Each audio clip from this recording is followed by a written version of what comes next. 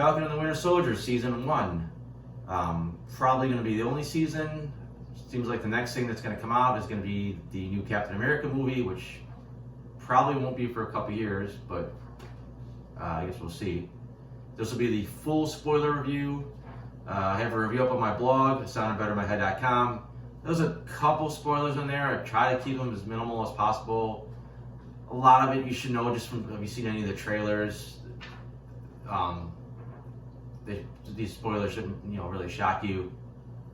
I am going with a 3.5 out of 5 on the series. I enjoyed it. I look forward to watching it every week.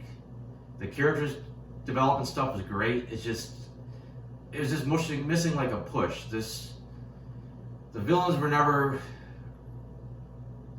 a big enough threat to drive the series. It's like, okay, they're trying to stop them, but they never really felt like they had to stop them.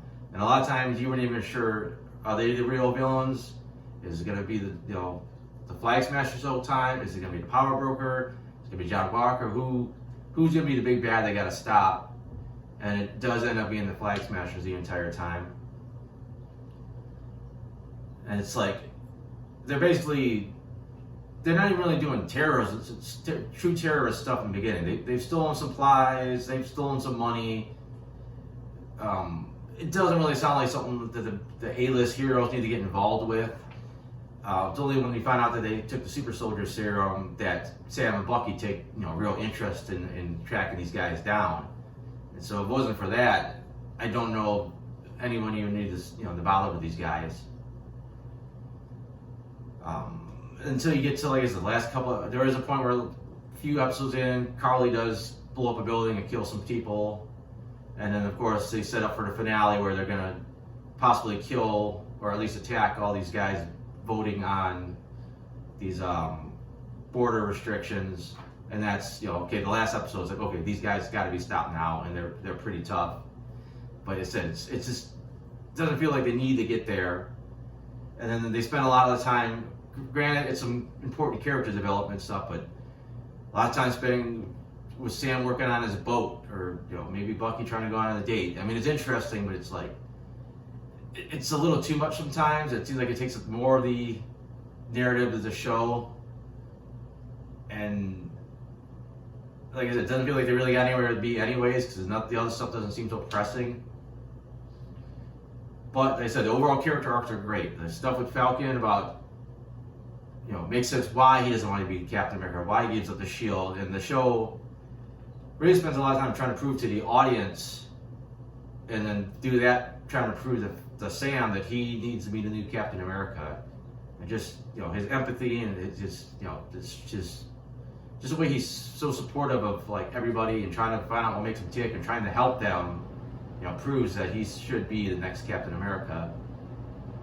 And then the second plot, Bucky's just searching for redemption. His isn't as strong of an arc. He tries to make some kind of amends early on with his list. And it's really not till later in the season that Sam kind of puts it in perspective for him, and he realizes that he really has to go back and help the people that he wronged instead of stopping the people that he helped get into power. But Bucky's got some great motivation. There's some great acting scenes from really all the main actors across the board. You get into your secondary cast. I think the best analogy somebody else had already was that Baron Zemo is basically the Loki of the series. Just kind of mischievous. You don't know if you should trust him or not. He's not truly evil. He just did bad things that he thought were justified in the Captain America film, in Civil War. They kind of do a retcon, because we know before he was some kind of special forces Sokovian soldier, and now he's like, no, I'm rich and I'm a baron. I wish they would have given that explanation to why someone with that much wealth would basically give it up and put their life on the line to join the military. And I know there's a lot of political strife in his country. They could have got into that, but they didn't. The mask looked really cool, but it was the biggest just fan service, worthless moment of the show. He just grabs it while he's getting his stuff. He's like, hey, I'm going to do an action sequence. So he throws his mask on and he does some action sequence and he takes it off. He's like, he's done for the series. You don't get to even see it again. And they use it so heavily in the marketing material, it makes it even more disappointing. Really shocking twist that they did Sharon overall. She's just so jaded and kind of an asshole, really.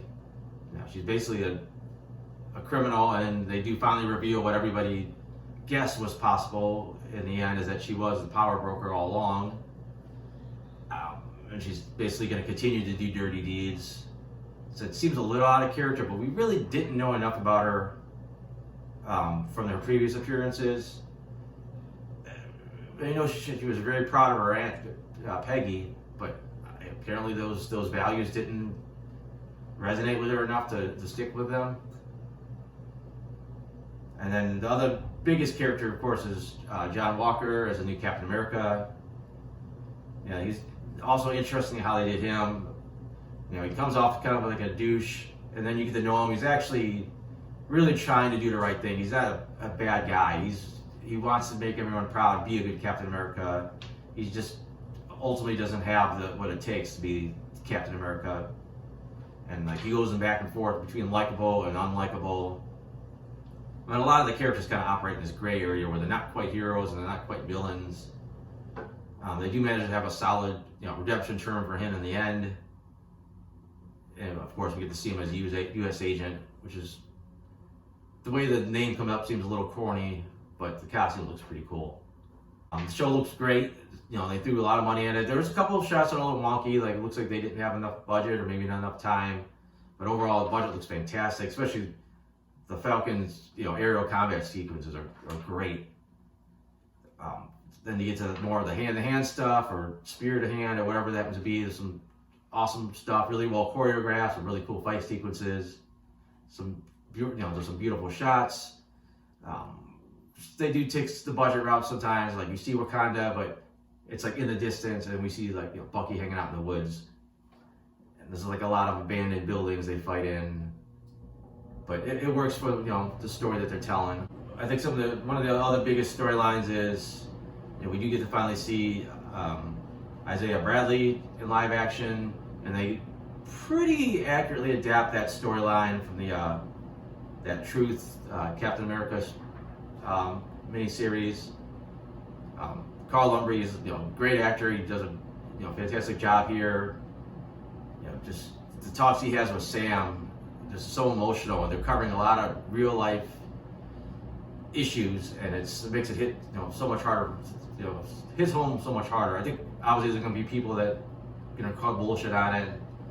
They're going to say whatever. This is something I don't want to see in my TV shows, especially my superhero stuff. But I think we're going to have a black Captain America and something that's supposed to represent the real United States. Obviously, it's Marvel Universe and those superheroes and aliens and all that stuff. But still, you can't just have him throw on the costume and everyone be like, "Oh, it's Captain America. That's cool. We don't care if he's black." Unfortunately, in reality, there are going to be people having a problem with that.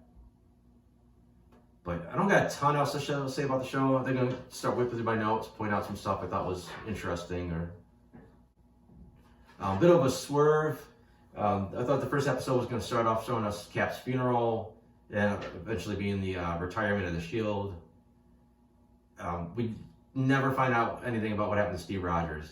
Is he on the moon? Is he dead? I don't know. It never comes up. I'm a little shocked about that. Like the sequence with Rhodey and Sam, they had like a really good talk at the Cap Museum, so that was a cool scene. Interesting seeing the flashback of the Winter Soldier. Didn't know it was a flashback at first. Just forgot how much of a ruthless badass he was. And second episode, when they start talking about John Walker's origin, there's like a weird part where they talk about like how special his body is, and like they had to do these tests on him because they were so amazed by him. But you really don't see anything that special about him in action. Like he's really good with the shield at first, which apparently it's really hard to master the shield, and he couldn't have had it that long. But other than that, he gets his ass handed to him left and right until he gets a super soldier storm, and even then he still gets his ass handed to him most of the time. I love the joke about Bucky reading The Hobbit back when it came out in the 30s. Didn't quite feel the chemistry as much for some of the earlier episodes with Bucky and Sam. I think as it went on, they had some better interactions. But so it felt a little bit like the jokes were a little forced in the first couple episodes. Then they had a lot of interesting concepts through the series about what it was really like because of the blip. Like what happens when half the world is gone for 5 years and you don't know if they're coming back, and how people started taking those old homes and lives basically that were the people that were left over, and then suddenly all these people are back and they want their homes back, they want their their jobs back, they want everything back, and then these people are suddenly displaced again. It was just an interesting concept that the movie didn't really get into. Spider-Man Far From Home kind of hinted a little bit about some of the issues. You see some of the chaos from WandaVision, like of people coming back, but it's interesting that the movie glossed over it, like it was all so Endgame glossed over it, and it was way more complicated than anything's let on. And I don't know if it's laziness or a good story point that the new super soldier serum didn't make you super muscular like the old ones did. Like, is it lazy because they didn't want these actors to bulk up and get muscles, or is it good writing that this is a new super soldier serum that doesn't make you have to get muscular but still let you be strong? I don't know. I was on the fence about that. It was pretty cool when Io popped up. A great emotional moment where Bucky's finally broken free of the Hydra programming. Just in fantastic acting, like without even saying a word. And of course, we get to see Sam's empathy almost work to talk Carly down, and then John Walker's impatience pretty much ruined the whole thing. But he did score himself some super soldier serum, so I guess that was good for him. Dora Milaje, a total badass, has whooped everybody's ass, even though Bucky's got super soldier serum and Cap's like just a super athlete, and Sam's a good fighter. They stood no chance.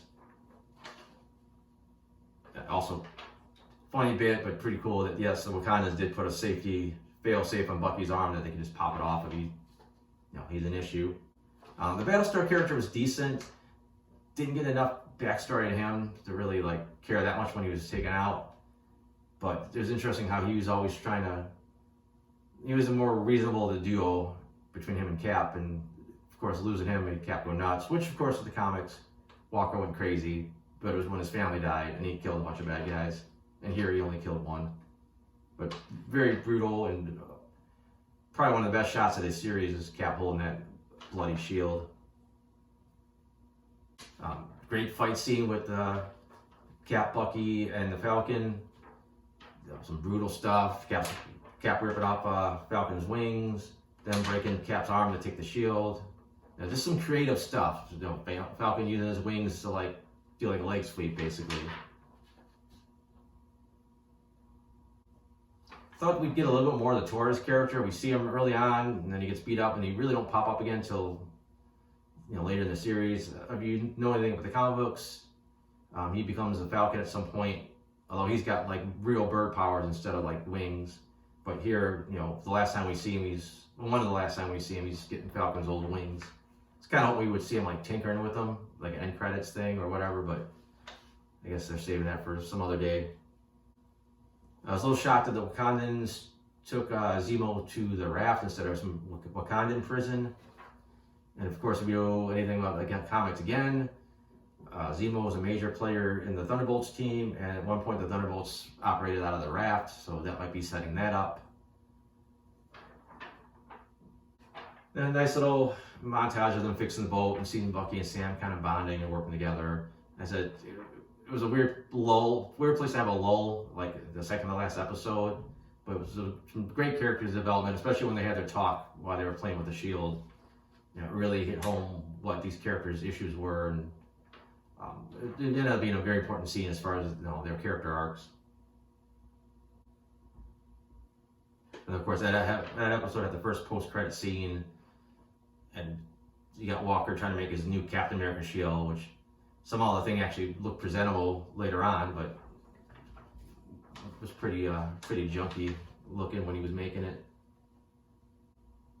And again, the Sam and Isaiah talk there was really, really deep, about what they did to Isaiah and how he basically did the same thing as Steve Rogers, and instead of being this hero that moved on and saved the day some more, he got locked into prison and experimented on for 30 years. And then this deep talk about what it means for of Captain America to be a black man, and why Isaiah thought there should never be one, and there could never be one. And also, like, we found out that apparently at some point Bucky and Steve did talk about his plan and him living his life with Sharon and giving the shield to the Falcon when he got back, which I thought was an interesting little twist, because initially in Endgame, Bucky and Steve just kind of nod, like Bucky just suspected what he was going to do, but now we know that he was told his plans. Nice callback with Sharon in the finale wearing the little holographic facial disguise thing from Captain America Winter Soldier. It was also used a good handful of times in Agents of S.H.I.E.L.D., but the movies ignore Agents of S.H.I.E.L.D. Sam had the great speech after he saved the day. It went on a little too long, but overall it was solid. I liked watching everybody's reaction to it. Again, I forgot to mention some of the action. The action overall was solid. Like, I thought some of it could have been better. I thought the aerial stuff with Sam and the helicopter was great. Bucky didn't do anything that spectacular. Walker didn't get a chance to do anything that great. I love the hero moment. I love when he decided he'd rather be the hero and then instead of go for vengeance. I thought that was a great redemptive moment for him. I have no idea how Zemo from prison was able to know that they were going to capture these flag smashers and load them to this van and be able to blow it up. I mean, that was a little strange. Unless he's working with the Contessa and then she somehow worked with his butler to arrange it. I don't know. It was a cool scene, but it didn't really make a lot of logical sense. And I don't know how I feel about the Contessa character. She's such a wild card. Is she S.H.I.E.L.D.? Is she Hydra? Is she setting up the Thunderbolts? Is she setting up the Dark Avengers? Like, what is her motivation? She just kind of shows up, acts all mysterious, and makes Walker the U.S. agent. I mean, she didn't even get him his new shield yet, which it really kind of completes the costume. And now, I don't know, we're setting Sharon up to be either a nuisance or a future villain now that she's back in the CIA, but she's still the power broker. I guess we'll see where that goes. But like I said, overall, it was a solid series. Like I said, the character development stuff and the character arcs were really good, especially the Sam Wilson stuff. By the end, I think the audience and Sam were like, yes, he needs to be Captain America. And like I said, the action was good. The special effects were good overall. They just, power broker was just like this mysterious thing, which never panned out to be the big villain. And then the flag smashers were never portrayed as that big of a threat until the end, so it never felt like they was like, we gotta stop the bad guy until, like I said, the final couple of episodes. But other than that, that's all I got. I said check out the alternate version of this review on my blog, or you can check out my comic strips or some other reviews. Soundedbettermyhead.com. Thanks for watching.